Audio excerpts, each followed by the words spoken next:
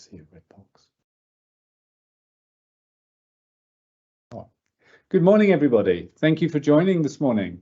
I think we are live. I see something popped up on my screen to say we're live, so I'd like to welcome you to the SIFA Skills Initiative for Africa Funding Window 3 Information Session English. A French session will be held this afternoon. My name is Carlton Aslett. I'm the Financial Corporation Manager and Team Leader for the SIFA FC Fund Management team. And on behalf of my team and myself and AUDA NEPAD, we'd like to thank you all for joining this morning and for taking interest in this call for proposal. I'm very excited about this because we already have 704 interested parties who've joined the Smart Me application in preparation for submission of bids, and we'll tell you all about this morning. So for those 704, welcome. Thank you for already being ahead of the curve. And for those who have not yet registered, today we'll explain to you how you do that and how we move forward, so you get your bid in good time. So what is SIFA? What is SIFA Financial Corporation? It's an African Union Commission intervention. It's implemented by the African Union Development Agency. We call this AUDA NEPAD, if you don't know, and is supported by the German government and the European Union through the German KfW Development Bank. The initiative provides grants for selected projects through a competitive process. This is very important. This is competition. Only the best will be funded. And we target 8 countries on the continent. It is a pilot program. The success in these 8 countries will potentially provide funding to other countries in the years to come. Maybe I'll just tell you what those countries are, if you don't know already, which I think you should do. It's Tunisia, it's Ghana, it's Togo, it's Cameroon, it's Ethiopia, Kenya, South Africa, and I've missed one, I apologize, Nigeria. Right, okay, so what is this particular funding window? What is this call for proposal about?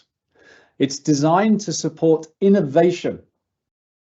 And we'll explain what innovation is in a little while. It's innovative skills development solutions supporting TVET, technical vocational education and training. It's about showcasing improved or new ways of making skills more accessible, relevant, and most critically, most importantly for this skills window, increasing employability of the young people on the continent. This is what SIFA is all about. Now, why is it relevant? It's relevant because we know there is a skills gap. What is a skills gap? The skills gap is basically that the young people we are supporting are leaving education institutions, training institutions, but they're not getting gainful employment. SIFA is all about bridging this problem, this gap, by creating highly sought after skills coming straight out of the college so that young people are able to move straight into employment. This is the most critical issue. Okay, so before we go on, this is the second call for proposal. The first call for proposal was launched on the 15th of December. We had more than 3,000 interested entities. We had more than 190 qualified proposals. And we are in the process right now of taking the top ones of those to contract. So very exciting. Within the SIFA FC funding window 3, we have 3 themes. And these 3 themes are very much targeting this skills gap. The first one is digital tools and skills, looking at digital technologies and applications to advance employability through digital applications. The second one, which is very, very close to our hearts at SIFA, which is female entrepreneurship and employability. This is critical. Entrepreneurs drive the economy and they drive youth employment. We want to see more entrepreneurs. We want to see more female entrepreneurs. This is very critical. The third area is a very interesting area, a little bit more difficult, which is training innovation in informal sectors, taking the informal into the formal, and how do we pull those skills through with a particular focus on vulnerable groups. So before going any further, we will start this session. The first part is an overview of ALDA NEPAD and the SIFA FC funding program, which will be presented by Unami Dube, who is the team leader for AUDA NEPAD. The second part is an overview of funding window 3, which will be presented by my colleague Sharon. And the third part will be looking at how do you make the application. This is the Smart Me.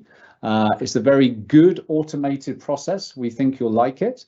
And that will be presented by my colleague Teodencia. So without making any further comment, I will pass you over to my very good friend and colleague, Unami Dube. Unami, are you there?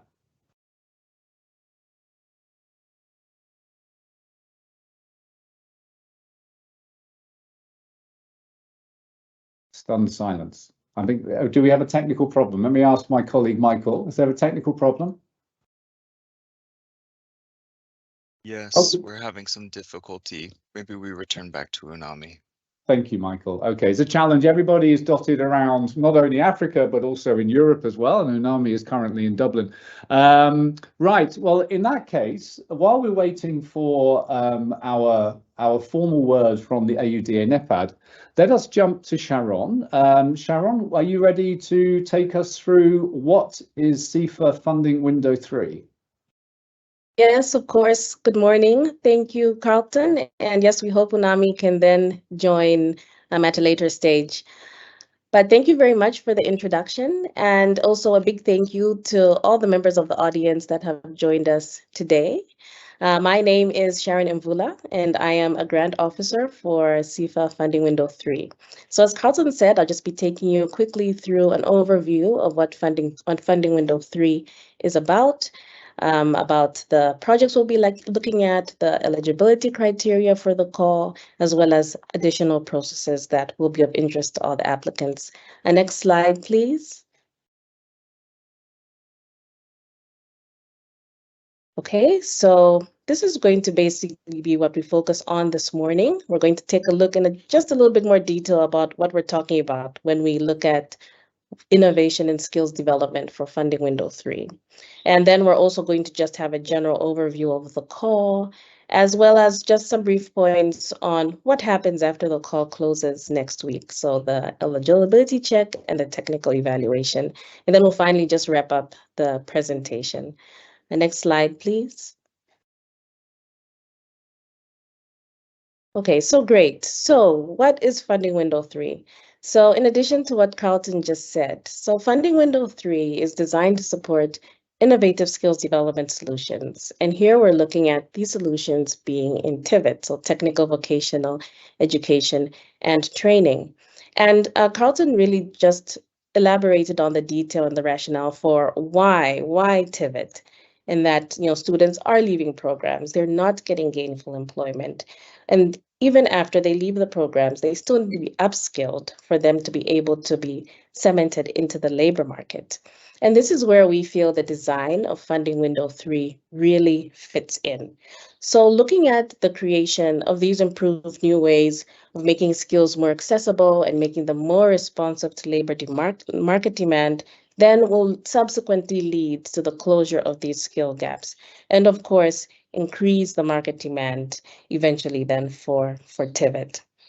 The funding window, we've really designed it to attract high quality and high dimensional projects, of course, with an emphasis on innovativeness. And these projects then must be able to showcase these new, efficient, improved ways in making these skills more accessible. Please always note that the projects that are going to be funded under funding window 3 are market validation projects. And these projects have to be testing a proposed concept or prototype in a live user environment. And this is done through the call for proposals mechanism. So the call for proposals that's open now, we're going to go in a little bit more detail on this in the slides to follow. So you may ask, who can apply for the call? We're looking at organizations from the public, from the private sectors, as well as from academia, university, and civil society as well. Next slide, please.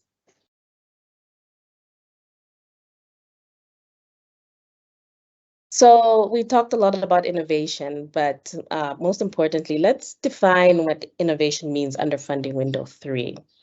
So while we say innovation must be a new or improved product or service or business model, it does not necessarily mean something that can be all new to the world. So definitely something improved, and that will be in the field of TIVET. But most importantly, it has to demonstrate that it is needed by the labor market. It has to demonstrate that it can be uptaken by the labor market after the market validation is done. In addition, we also do define innovation as something that can be incremental. So for example, if you already have an existing process, service, or product available, then simply adding a component to it that might improve its efficiency, that might improve a process, that might improve its use, then makes this innovative. And when the innovation is based on this already existing product, service, or process, what could be innovative could then be that you seek to replicate this process or service in another market within the country or in another SIFA country. And as Carlton mentioned, the 8 SIFA countries earlier. And next slide, please.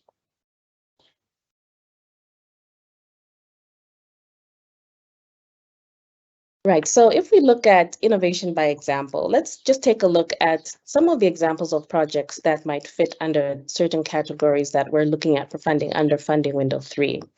So if we look at products and services A, and here we're looking at the provision of new and improved TIVET services and courses for skills, competencies, and qualifications that are in demand by the labor market.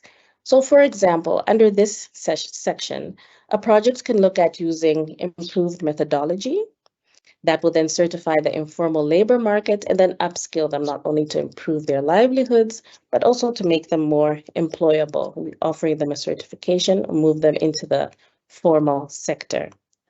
And when we're looking at category B, so we're looking at the provision of new or improved TIVET services and courses to actors such as students, content developers, companies, and governments.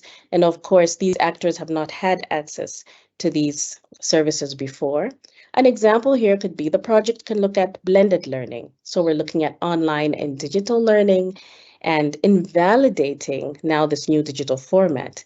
Then it can be accessed not only across regions, but even also across countries.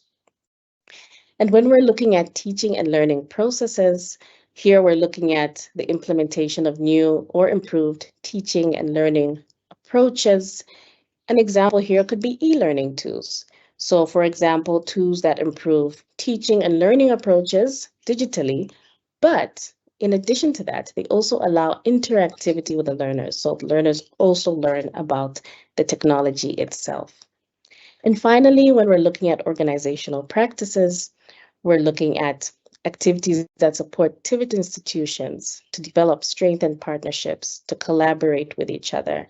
And an example of a project here can be you're looking at building engagement and adopting new training methods. However, what you do create, what is innovative, can then be replicated and developed and used by other similar institutions, not only within country, but also across borders. So this is just innovation by example to give you an idea of what type of projects under the certain categories can be looked at. Next slide, please, Michael. All right, so please go ahead to the next slide. So this is basically just our brief agenda explaining then the detail that we will go into for the second call for proposals now. So what is our objective? So as I'm sure a lot of you already know on the call, the second call for proposals for funding window 3 opened on the 21st of September last week and will close on the 22nd of October. So what is our objective? We're looking at market validation, and we're looking at prototypes or concepts that will lead to these improved products, services, or processes, which, however, should lead to them being uptake in the market. So, for example, if your prototype is an early stage project, then you should already have that concept or prototype available. So not as an idea, it must be available already, and it must be ready to be validated in a real life environment with, of course, new users. For example, already existing product, services, or processes, again, as I alluded to in the previous slide, you can actually look at replicating this in another market or replicating this to another SIFA partner country. So we do have the three themes. I don't want to repeat them as Carlton has already alluded to them. I will go into them in more detail in the next slide. However, I do want to emphasize on the procedure. So selecting the highest quality of proposals. So just in addition to that, we really emphasize that applicants please respond to the application form. This is a competitive process, so only the best of the best are chosen. Please look at the descriptive text. Please answer the questions with as much detail as you have available. And please upload the correct documentation. And most importantly, the eligibility criteria. We have our list of documentation on the SIFA website, and it is very important for you to really examine the criteria and really see where you fit within and really respond to these questions. We really emphasize this so that you can have the most chances of success while you're applying to the call. With regards to the conditions, of course, we have mentioned it must be an innovative element for the proposal to be able to respond to the call. We are looking at different criteria such as job creation, which we will go into a little bit more detail. Of course, it is a market validation project, so it must be tested in a practical environment with users as well. However, please note that we do not consider projects that will focus on research mainly or on market surveys or on policy development capacity building. And last but not least, on heavy R&D and infrastructure, we do not focus on projects in that line, as that is really not the objective of the SIFA Funding Window 3 Market Validation Project. Please move to the next slide. Right, so again, just looking at the themes again. So Carlton did mention the themes. I'm just going to run through them briefly again for your information.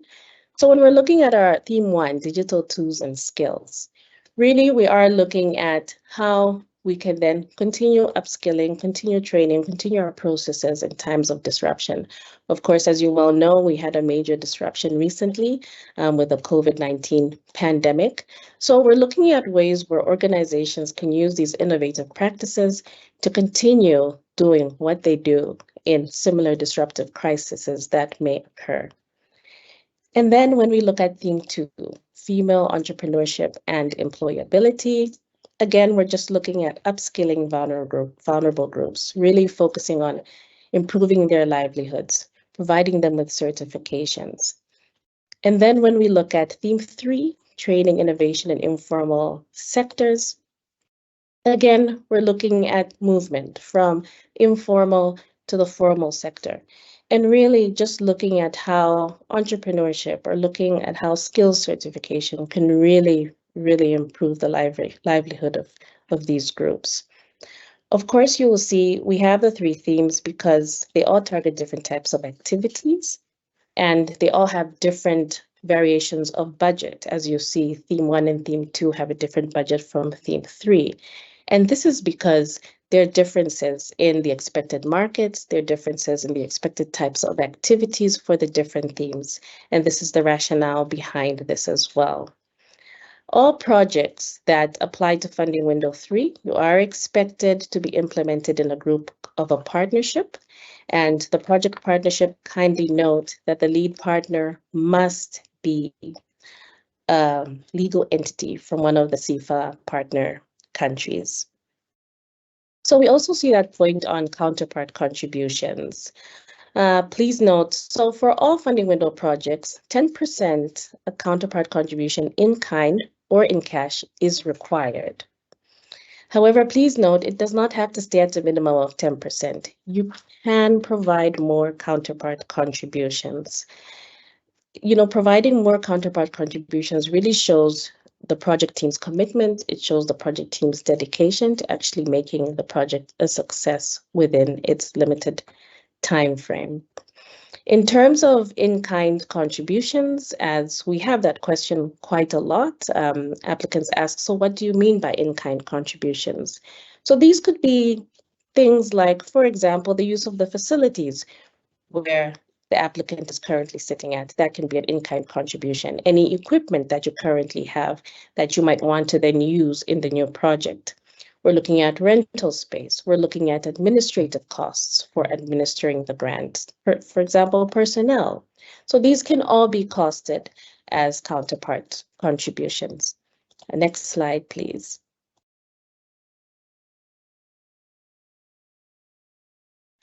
So looking in more detail at the general overview of the call for proposals process. So what happens between the call opening and the call closing in October and after that? So first, of course, as you all will know, we launched the call on the 21st, and this was launched on the AUDA NEPAD and the SIFA websites. You probably saw this information on social media as well. And the online submission to the call also opened on the same day. So my colleague Teodencia will then go into more detail on the SmartME portal and how applicants can actually create an application and what's expected from you there. So now we move on to submission of proposals. So the information day for applicants is today. Thank you again all for joining. And online submission again closes on the 22nd of October. So once the online submission closes on the 22nd of October, we're looking at an eligibility check. This check is done by the SIFA fund management team and is also done by the AUDA NEPAD team. And we're going to pre-screen proposals here. We're going to pre-screen proposals based on a set amount of criteria, which I will go into detail on a later slide. But however, after this check is done, then we will move into the technical evaluation. So the technical evaluation is designed to be done by external innovation experts. These experts come from the 8 SIFA partner countries, and there is also an international pool of experts that are chosen. And they will then evaluate these proposals that pass the eligibility check. This is very important, based on a certain set of criteria, which I will also go into detail on in another slide. After this evaluation is done, an organizational assessment due diligence process will also be done by AUDA NEPAD, after which there'll be a short list that will then be prepared of the proposals that are proposed for funding. Kindly note that after this short list is prepared, this decision of who gets the grant will be made by the AUDA NEPAD Investment Committee and will be made by the AUDA NEPAD Grants Subdelegation Committee, after which, once the decision is made, implementation agreements will then be signed. So this is the whole call for proposals process, from what happens from the moment it opens to what happens to the moment it ends when the implementation agreements are signed. The next slide, please.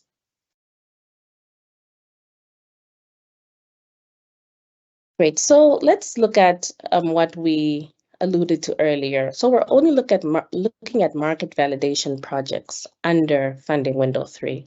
So what is the purpose of a market validation project? So we're looking at 3 things. We're looking at, first of all, we're looking at the research and development by the project team.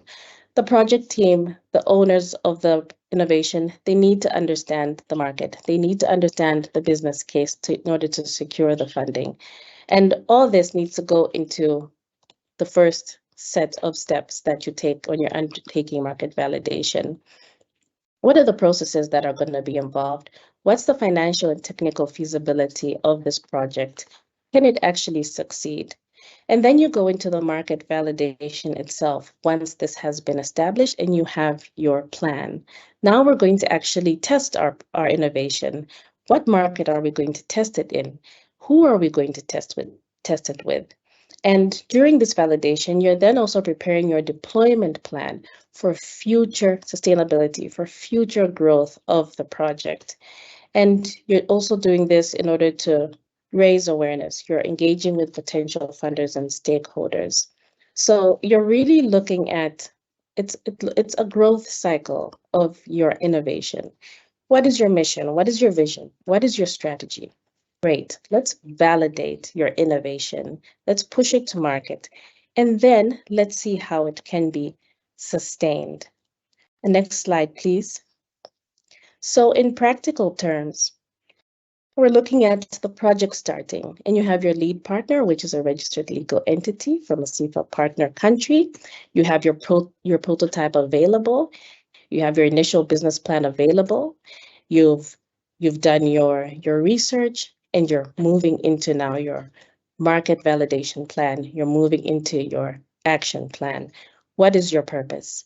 So you have all your practical demonstrations ready. You have your user and target group ready, and you're looking to finalize this strategy and prepare for deployment. And eventually, when the market validation project then ends, you have clarity to the following questions. Why, who, where, and how will the innovation be sustained? You're also, most importantly, looking at financing requirements. So you're looking at what happens after the SIFA grant is ended. Can this project actually be sustained with its innovation after the grant has ended?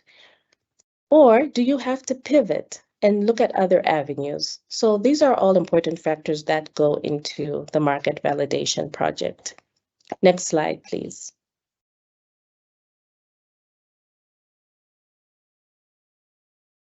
So what type of financing are we looking at for these projects? SIFA FW3 project financing is output-based financing. And what does it mean? So the lead partner, in practical terms, will have to pre-finance all the activities, all the services, and all the works of the project beforehand. We will be looking at a set of milestones or phases within the project implementation lifecycle. And once the outputs in this phase are achieved, then the lead partner will send a disbursement request out a NEPAD, and after which this will be paid out.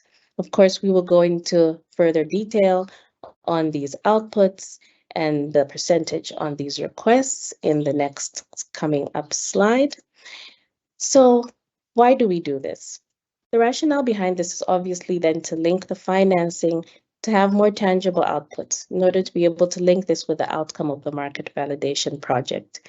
In your application, we will also request from you, of course, the budget table, which shows what inputs will go into the market validation project. And we will also request from you the results framework. And the results framework is basically a detailed guide for us. And of course, it also helps applicants themselves to show when and how a project's objectives and outcomes will then be achieved. Can we move to the next slide, please? So as I alluded to earlier, this is just a further breakdown of how the output-based financing will work within a structure of an FW3 project, the Funding Window 3 project. And these outputs that we have here are actually the mandatory outputs that are required of the market validation project for SIFA. So let's start with our preparation. So here we're looking at a 15% of the disbursement once, of course, your project is approved for funding. And the mandatory outputs here would be the work plan and the grant agreement signed, the implementation agreement signed. And then we're going to move into the market research of the project. So we're looking at milestone 1. Here, the mandatory outputs we're looking at are the market research study and the market validation plan. And we're looking at a 30% of the grant to be dispersed here.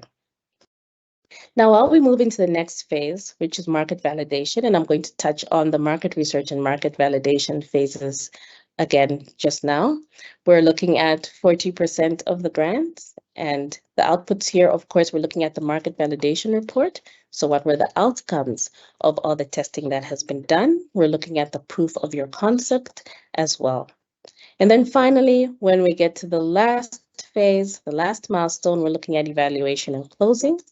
We're looking at a 15% of the grant being dispersed, and of course your mandatory outputs that then summarize the entire project. So we're looking at your final report. We're looking at the business and financial plan for further deployment, for further growth, for further uptake of your innovation, and of course the audit report. Please note that projects can come in on milestone 1, milestone 2, and milestone 3, and add in other technical deliverables that they also deem is necessary that will add to the success of their project. And these can also be added as part of the outputs. Next slide, please. So I just want to touch on the mandatory outputs for milestone 1, the market research point, because this is a point that, of course, we got quite a lot of interest in from the applicants for the first call for proposals. So you've started your market validation project, you've started with your preparation, you have your detailed work plan, you have your detailed budget ready, and you've signed your implementation agreement. So what's next? So you start with your market research. We're looking at your concept, we're looking at your prototype. What problem is it addressing in the market? What opportunity are you providing? Is it relevant?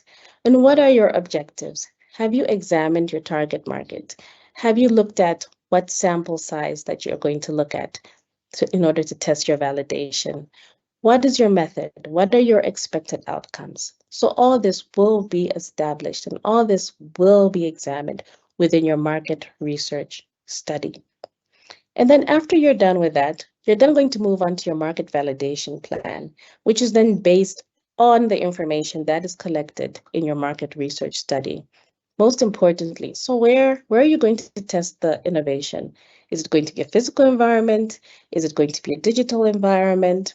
What is it going to be? What equipment do you need to test it? Have you really identified your user groups? Are these set? How is it going to be delivered? Most importantly, how are you going to get people to your innovation? How are you going to get your innovation to people? So all this will need to be examined within the market validation plan. And of course, then you need to look at how you're going to gather the feedback from these users and of course, any additional constraints that may rise up during the process. So after you're done with these then 2 outputs, you're moving straight into your market validation, which is milestone 2. And then eventually you move to close your project. So this sums up the structure of the SIFA FW3 market validation project. Next slide, please. So this is actually my second last slide. I'm coming to the end of my presentation. And if you recall earlier, we were talking about the call for proposals process, and we said that we would look at the eligibility check and the technical evaluation in more detail. So we've opened the call. We've closed it on the 22nd of October. What's next? So we look at the eligibility check done by the SIFA fund management team and AUDA NEPAD. So what we're going to review is the following. We're going to look at timely submission. Please note, please do not submit your proposal a few minutes before the deadline. Unfortunately, when you're in a rush and trying to push through the system at that time, things can not be done correctly or can go wrong. So we really encourage you to please complete your application in good time. There is a countdown timer that Yodencia will go into more detail to explain as well on the left-hand side in your SmartMe portal. So it will show you how much time you have left to complete your application. We really emphasize that please complete it on time. There have been a lot of proposals that have not been able to make it simply because they could not publish their proposals in time. Please sign the application and make sure it is complete.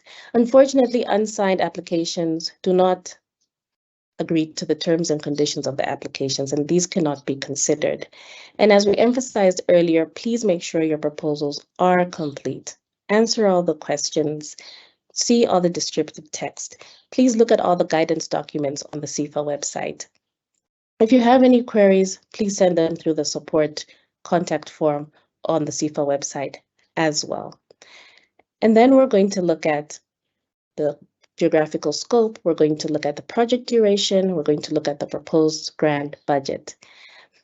So all these checks are all going to confirm the eligibility check for the proposals. We're also going to look at the documentation that has been submitted. So for example, the lead partner must be an established legal entity from a SIFA partner country. Have you submitted the lead partner's legal entity documents? So this check will be done by the fund management team just to confirm the validity and to confirm the eligibility of your application. For the proposals that move and pass the eligibility check, we will then move to the technical evaluation. The technical evaluation, as I had said before, is done by independent experts, and it will focus on the evaluation criteria that have been stipulated in the guide for applicants, but that is also in the application itself. So they will be focusing on part A and B of the application. So they'll be looking at the responsiveness to disruptive crises. They'll be looking at, does your application really respond to how it's demonstrating employability? Does it demonstrate value for money? Meaning, is it relevant to the market? Will it be taken up by the market? Of course, the innovativeness of the proposal, and of course, the sustainability after the SIFA grant ends. So, of course, as we mentioned earlier, after the evaluation occurs, as per the process, the projects will then be shortlisted that come out of the technical evaluation, and they will then be forwarded to the investment committee and the grant and sub-delegations committee of AUDA NEPAD for final project approval. Let's please go to the next slide, and I believe that's my last slide. So to summarize, just things to remember. I know we've emphasized this, but again and again, please do check the opening and closing times, especially the closing times for the call, and please submit your application on time. Please do check your application for completeness. Also note that partnerships must be then formed with the lead partner from a SIFA partner country. And you can partner with the private and public sector, innovation support organizations, civil society, tech hubs and incubators. So you can partner with all these different categories of organizations. And most importantly, your innovation, it definitely must be problem-oriented, or it must present an opportunity in the market. Remember, during the first phase of your project, you will be focusing on the research on this innovation and making sure that it meets market demand. And this is the essence of a market validation project. So please do make sure that it is problem or opportunity oriented, as well as just looking at the geographic scope of your proposed project. So I think we can end here. I'm going to hand over to my colleague, Theodencia Thomas, who will then just give you an overview of the Smart ME application system. Thank you very much for your attention, ladies and gentlemen, and we really hope then to see your applications within the call. Thank you very much.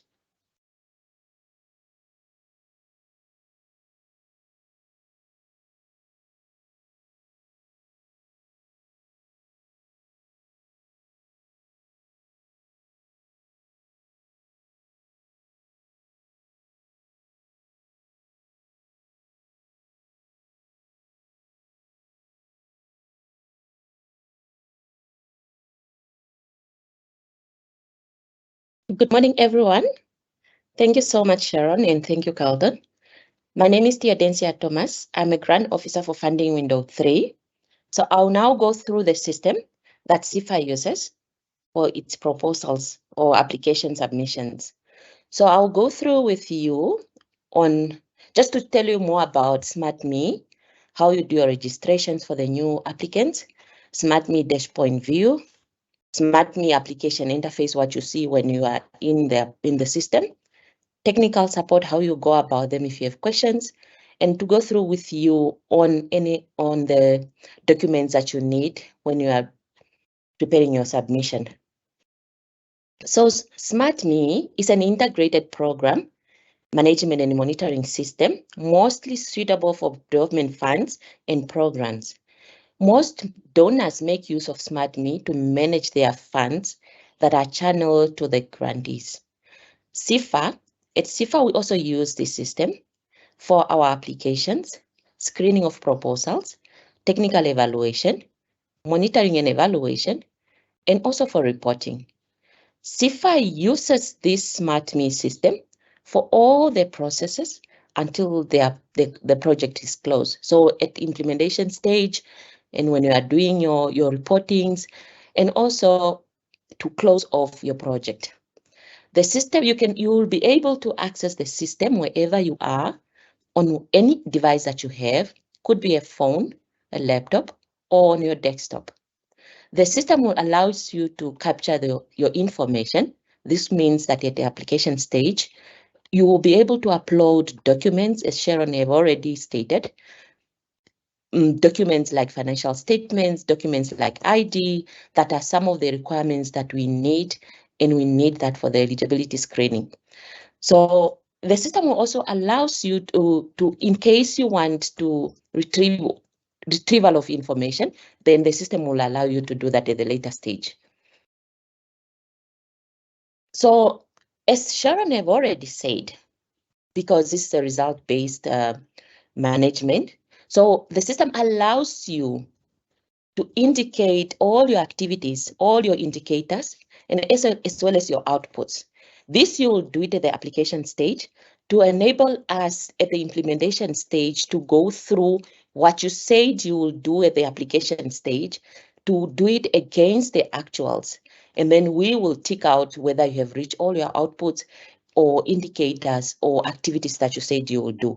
So it's your responsibility, or it's a responsibility of the lead partner to make sure that everything is done on the system, because FMT team will now go through with you. We'll go through with you to make sure that all these things are done. Next slide, Michael. So you have now gone through the documents that Sharon, or the requirements that Sharon have already emphasized on. You are a first-time applicant and you would want to apply for this call. What you need to do, you need to visit our website, and then you go an icon you could see on my screen here, where it says click here to register. If you are a returnee, you have already applied for call 1, or you already have access to the system, please go where it says sign in and use your old password and username to log into the system. Next slide. Okay. For the new applicants, it's a self-registration page that you can go in and put in your information, the name, surname, the email that you want to be using when you are logging into the system, and then you click submit. The ones that are returning, you go straight. Next slide, Michael. So for the new ones, once you click on register on the last slide that we had, you will receive an email that it's more like a confirmation email that you need to click on, and the system will take you to the login page. However, if you didn't receive this email, the email should be sent to you within 24 hours. But should you not receive it within the time frame, please contact SIFA on the website. There is a support system there so that you can be able to let us know if you have a problem logging into the system, registering to the system.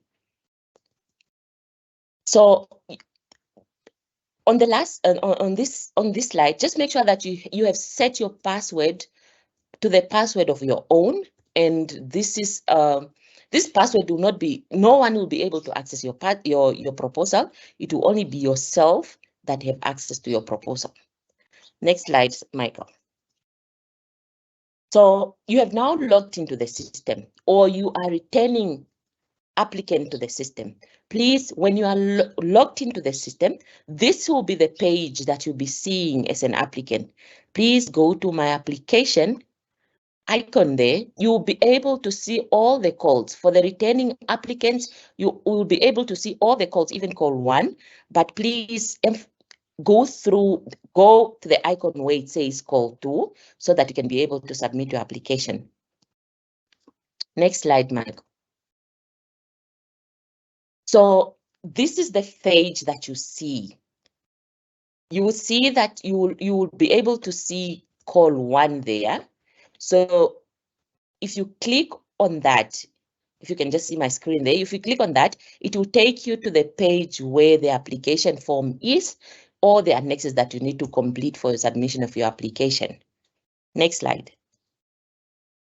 Okay, so you have clicked on call proposal number 2. This is the page that you see. This page has all the information that you want, all the forms that you need to complete for you to do your submission. You would now need to start with your application. Next slide, Michael. Okay, so this is the, if you click, you can go to application, you complete all the necessary information that is needed. If you can see there are a lot of icons like application, survey, feedback survey. Those are the annexes attached to the application. You are required to complete all the annexes and the application as clear as possible, like what Sharon have said already. Please make sure that you complete all the annexes with necessary information that is needed. Please, you can, for a better view, you can also view the application or the annexes in a PDF format. This is just for you to check that, to double check your answers, that they are correct, they are as detailed and as clear as possible, and you'll be able to see it nicely when you put it in PDF. Next slide, Michael. Okay, so before I speak about the technical support, for a lead partner, if you are a lead partner and you would want to invite project members to work on the same proposal, the system allows you so that you can send an invitation to the project member so that they can be able to work on the same proposal. You are able to save your information or whatever you have entered in that specific time, and then you can come and continue on the same proposal. So in short, you can be able to invite project members. They work on the same proposal, and then they can save what they have done on the proposal, and you can come back to it as a lead partner. So another feature of this system, the system allows you to ask questions and to take pictures and attach it to the questions. Should you have problems, or should you have questions to, maybe you want to find out more about the call, you have technical problems on the system, so you'll be able to ask those questions. Please take note that we have a time frame of 3 working days to answer your questions, and we will be doing, as Sharon have said already, we will be posting questions and answers on our website on a weekly basis. Please take note that as an applicant, the system allows you, like if you are moving, Sharon have already said that there will be eligibility screening, technical evaluation stage. So the system will let you know that your proposal has moved to the next stage, or the communications of whatever is happening on your proposal will be also communicated through the system. Next slide, Michael. So these are the documents that you need to go through before you start working on your application. It's very, very important that you go through the guide for applicants to make sure that you understand all the themes, to make sure that you understand what is required. Sharon has already explained more on that. So please go through all those documents. The documents are on our website, and they are also on the Smart Me system on the face page. So you will be able to get those information, those guides for your successful of your application. In summary, I would like to emphasize on the following. Please check very well that you have answered the questions as clear and detailed as possible. Ensure that you have signed the application. Make sure that you have uploaded the right documents at the right required section. If we are asking for the ID of the project coordinator, please ensure that you have also uploaded the ID of the project coordinator that you mentioned in the application form. Please ensure that you check the themes against the budget per each theme as clear as possible. What we have noticed, most of the project haven't met the requirements at the eligibility screening because they are choosing theme one. Theme one, the budget is the maximum budget is 400,000, the minimum is 200,000, but the person is putting 150,000. So you will be automatically not moved to the next stage because of that. Please just make sure that you double check before you click submission. Finally, Sharon have already said this, but please ensure that you have worked on your proposal as early as possible and not to wait on the last stage. Thank you all for listening. I'll now open the floor for questions and answer. So I know you have been posting questions on the chat. We'll just start with the session now. Thank you.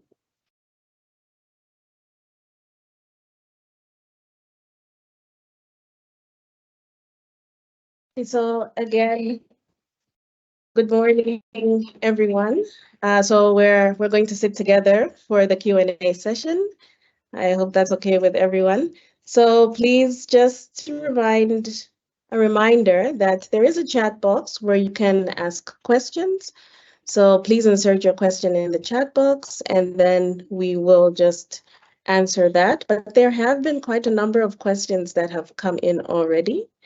And we're just going to then run through those between myself and Teodencia. So the first question is, by eligible organization, do you mean private company as lead partner providing e-learning, not accredited in project partnership together with accredited TVETs? So the answer to this is yes. The code targets no specific sector. Your project can be from any sector. If the project meets the reachability criteria, just note that your project must be related to the product, services, or process improving the delivery of TVET. Okay, and there's another question as well. It says, how much development on the prototype during the field testing is considered okay in budgeting? I think you must just remember as you're applying that the development needs to really inform the market validation. So you need to focus and cover all the necessary stages for the validation of your process.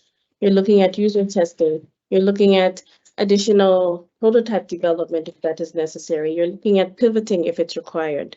So this should really then be examined within the first phase, within the project partnership, and as well as discussed with the project with the project team. Okay, would you like to take the third question? The third question, it says, are lead organizations expected to already have revenue volume that matches the budget of the theme they are applying to? The answer to this question is a no. The project will be eligible and they will be required to provide audited financial statements within the last 3 years. The partnership should provide 10% of matching funding, which should be in kind or cash, of the total budget requested from SIFA. Okay, we have another question. What is the intended deadline for contracting? So we've indicated this in the guide for applicants. The intended deadline here is February 2024. Please just go as well. It's on the SIFA website, and please just look through the guide and just look through that tentative timetable. And then we have the next question. Is it possible to have 2 reimbursements during one milestone based on the outputs during that milestone? Okay, so no, the answer is no. You are not allowed to be reimbursed for it 2 times in one milestone. The guide for applicant clearly states that we have 3 milestones plus the preparatory phase. So your plan should be within those milestones, and you'll be able to allocate all the outputs against those milestones. Yes, thank you for that. So the next question. So regarding the eligibility criteria for the partnership, can it consist of 1 registered legal entity from a SIFA partner country and 1 registered legal entity from outside the SIFA partner country? So the answer is yes. The partnership can consist of 1 registered legal entity and 1 registered from outside. You are allowed to have another project member from outside of SIFA partner country. However, just make sure that the lead partner must be from SIFA partner country. Okay, now I see one in the chat here. It says, can you apply as a lead partner alone first, with project partners to be confirmed at a later stage post 22 October submission? Unfortunately, you cannot. It is one of the eligibility requirements for the call. We have had experience in the first call where projects have said they cannot form a full partnership agreement. We also say that letters of intent between partners are also okay at this application point. However, the letter of intent really must clearly state all the partners' roles and responsibilities, and what they will be doing with the project and what they will be contributing to the project, so that that is clear and set. So, but unfortunately, you cannot apply as a lead partner alone first. And is it possible to access a recording of this session? Of course, yes, it will be published on our YouTube page, and as well as the link will be found on our website. Do you want to take question 11? Can I possibly repeat the same project that met eligibility test but was not selected in the final selection? Yes, you can do that. And you might just want to add more information or to so that your project can score more marks on specific areas that you think you didn't answer well in the last call. Yes, so please, just to emphasize that, that's very, very important. Please look at the eligibility criteria as well, and just note this for your project. We really need to emphasize this because it is very minor things that projects do make the mistake of that unfortunately drops them from the check. So please do examine the eligibility criteria in more detail as well. So kindly confirm on the lead partner and project partner relationship in relation to SIFA eligibility.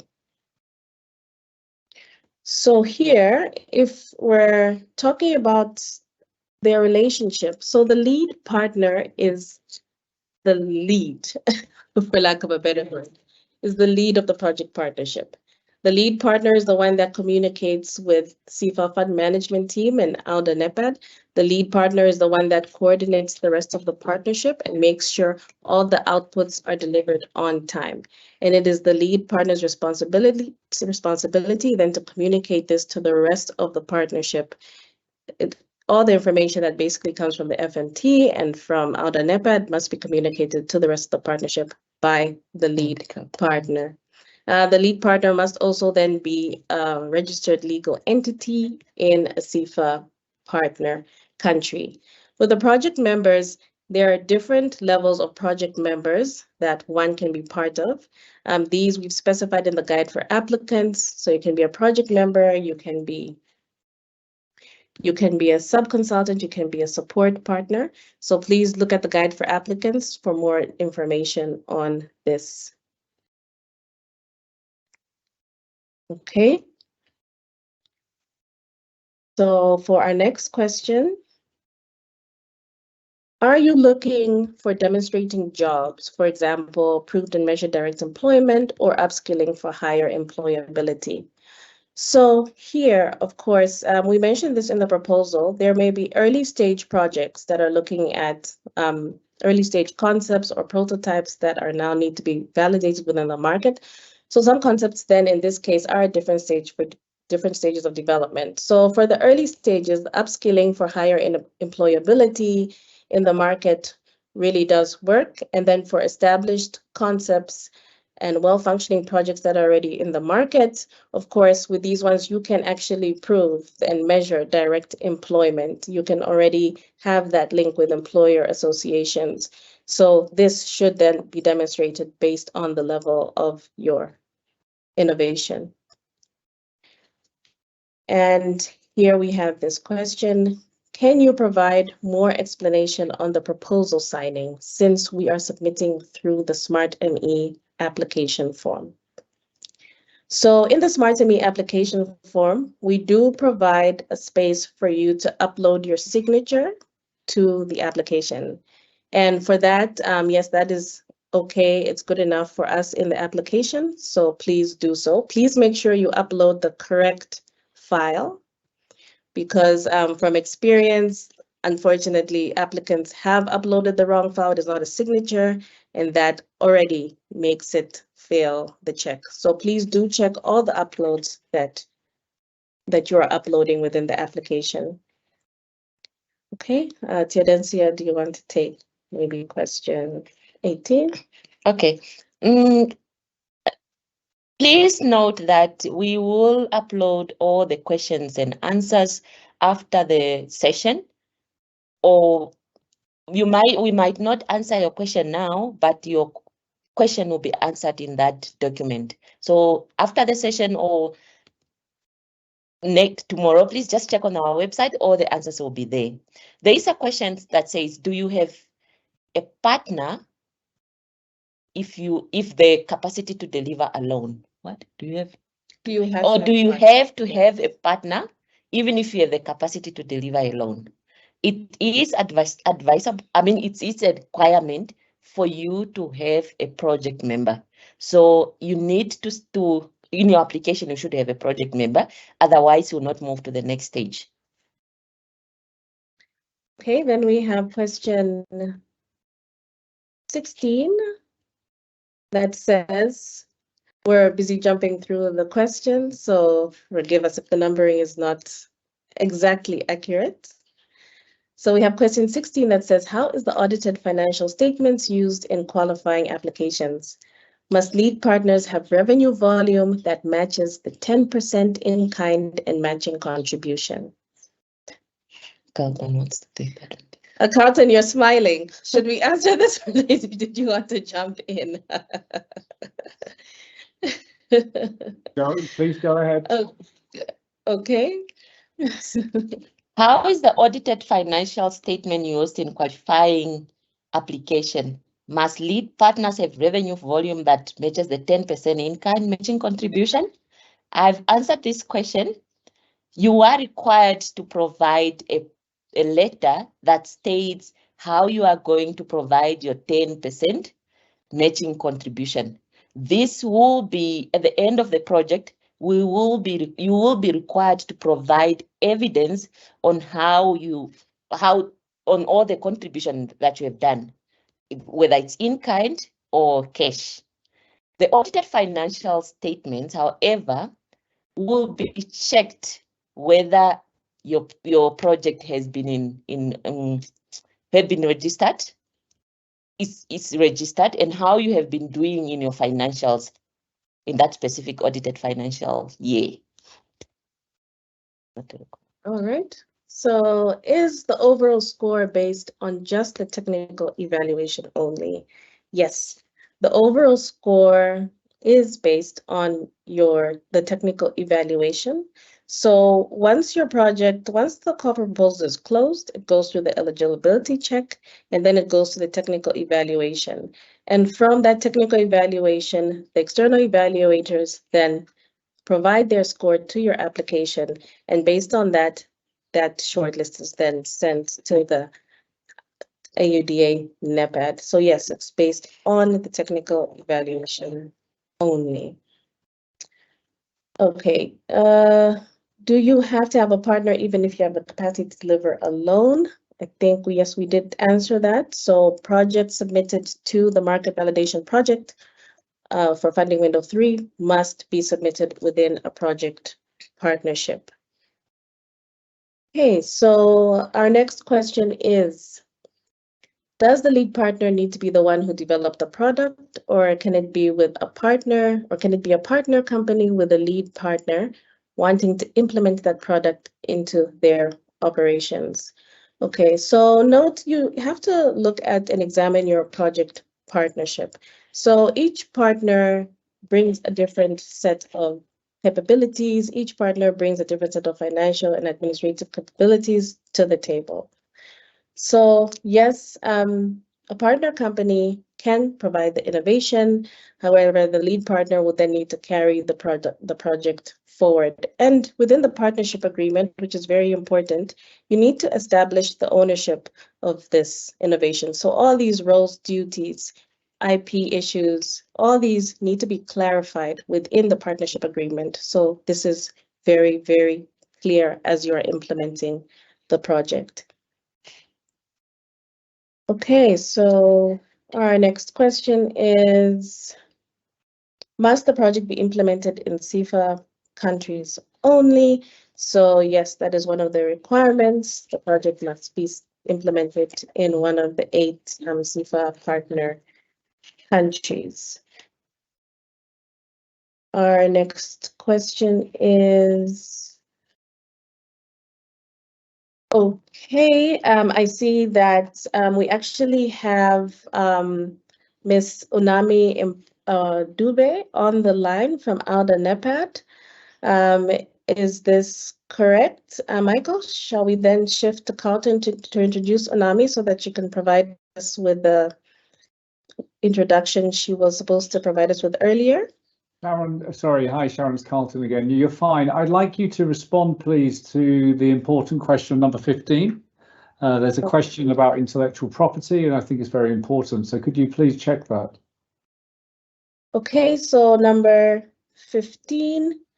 Is there any tech feature iteration development during the project? Does all IP remain the company's and not SIFA? So this is this should then be stipulated in your partnership agreement. So the IP of the tech feature does remain within the project partnership, and it is not taken up by SIFA.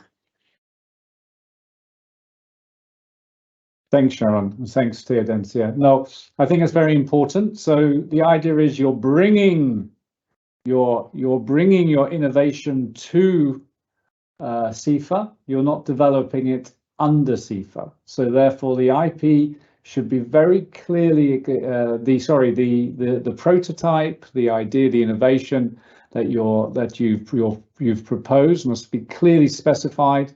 And any IP that already exists, you need to demonstrate.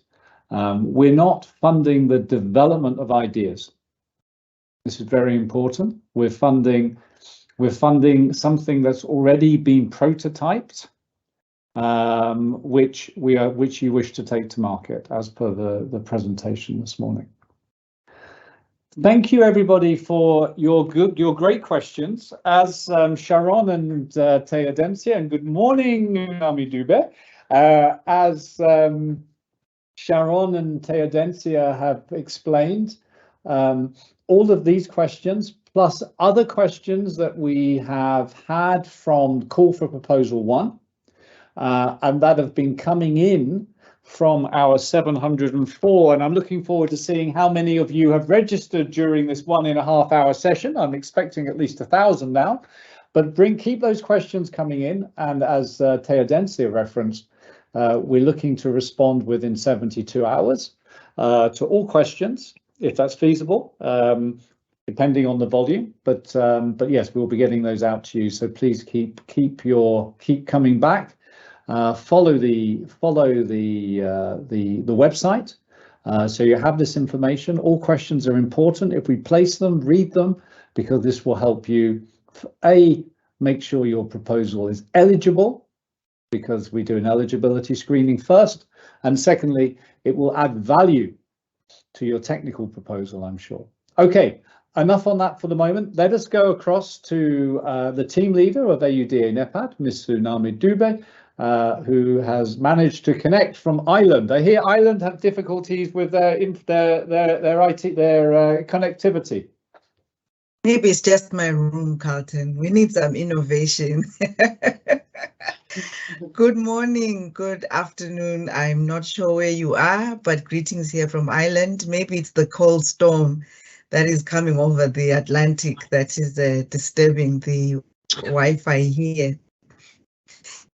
It's a pleasure to join you all, and I think it's also not out of order to be speaking right at the end, because it was also interesting to observe the questions, and I think it's I would like to acknowledge the issues that have been raised, and to Densa for running us through a very thorough presentation, and as well for responding to the questions.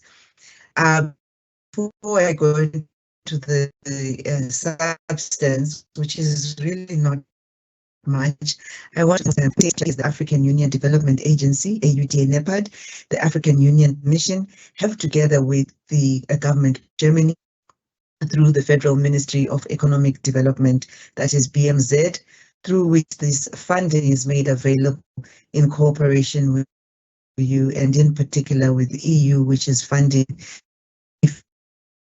funding window 3. We are very excited, one, in terms of the partnership and the collaboration that we have. The EU and the German government have been partners of the African Union, at least for as long as I have been at NEPAD as well, and I understand as far back as 2009. So they are long-standing partners that are rooted to the success and development of the continent. We are truly grateful. I would like now to also appreciate Carlton and your team that has now the experience from funding window 1 when we launched in December. And so when we observed these presentations, and I kept hearing Sharon and Theodensia, it pains to explain how you, as the potential applicants, can improve on your applications. This is because we received over 300 applications in December, but most of them were thrown out, almost half, because they did not meet all these criteria. They were not signed. The audit reports were not fully in place.